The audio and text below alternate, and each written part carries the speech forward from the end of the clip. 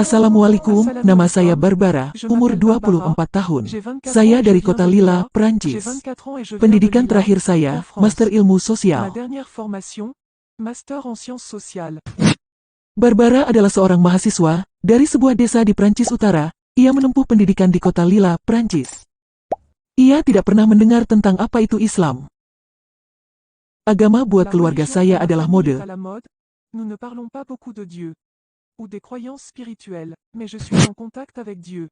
Kami tidak berbicara banyak tentang Tuhan atau kepercayaan spiritual. Tapi saya berhubungan dengan Tuhan. Tanpa mengetahui Dia sebenarnya, saya selalu merasakan keberadaannya. Dan, saya tahu bahwa saya dapat memiliki hubungan dengannya. Tetapi dengan cara yang berbeda, kemudian saya berkata, pada diri sendiri, pasti ada cara yang lebih baik untuk mengenal Pencipta. Dan saya berharap, suatu hari saya menjadi dekat dengannya.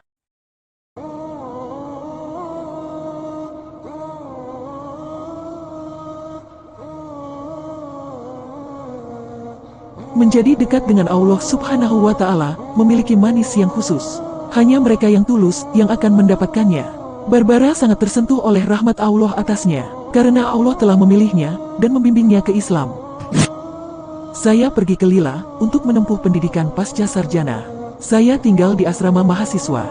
Di sana saya bertemu dengan seorang mahasiswa dari Maroko, tapi dia tidak mempelajari Islam. Dan tidak juga membicarakan tentang Islam. Gaya hidupnya gaya hidup barat, saya tidak mengetahui tentang Islam darinya. Dia menyarankan agar saya bergabung dengannya dalam acara liburan ke Maroko selama 2 minggu. Tidak perlu membayar apapun untuk hidup dan makan, dan tiketnya pun sangat murah. Dan, ketika saya pergi ke sana, saya menemukan sesuatu yang baru. Saya terkejut. Seolah-olah kami pergi ke planet yang berbeda. Barbara mengatakan bahwa media selalu menggambarkan hal negatif tentang Muslim. Tapi di sana, di Maroko, sikap dan tingkah laku mereka sangat baik.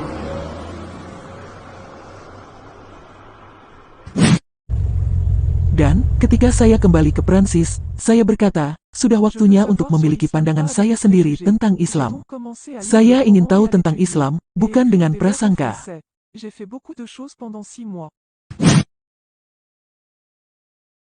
Jadi, saya mulai membaca Al-Quran dan mempelajarinya, dan menulis ayat-ayat dalam bahasa Prancis.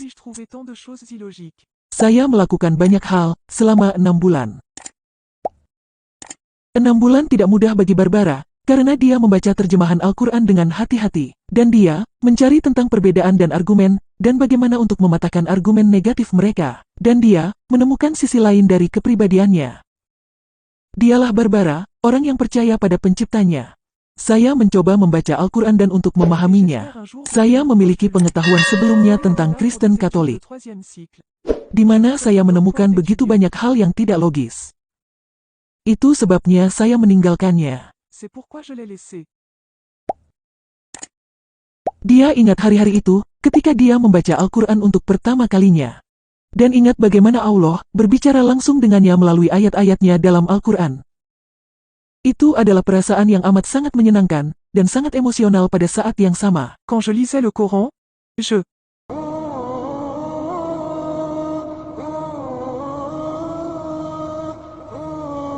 Walaupun saya orang yang kuat, saya jarang menangis.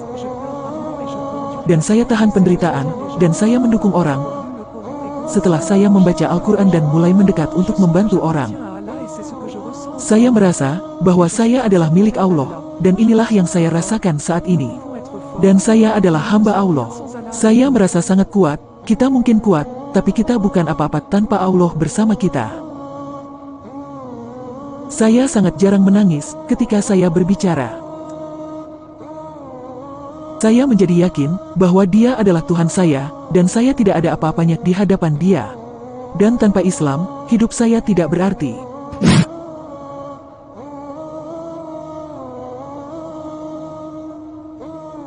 Maha Suci Allah, beberapa kali ketika saya mendengar kisah para mualaf ini, saya merasa betapa kecilnya terhadap apa yang sudah kita lakukan untuk Islam.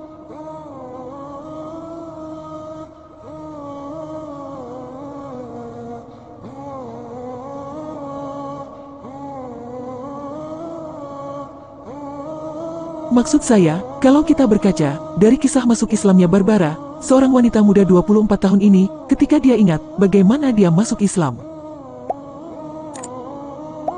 Dia menyadari bahwa Allah Subhanahu wa Ta'ala telah memberkati dia dengan rahmat terbesar. Ini adalah anugerah yang sama yang kita semua diberkati, rahmat besar, Islam. Terkadang kita lalai dan tidak merasakan nilai dari berkah ini. Apa yang akan kita katakan kepada Nabi Shallallahu Alaihi Wasallam yang telah bekerja keras dalam menyebarkan din ini?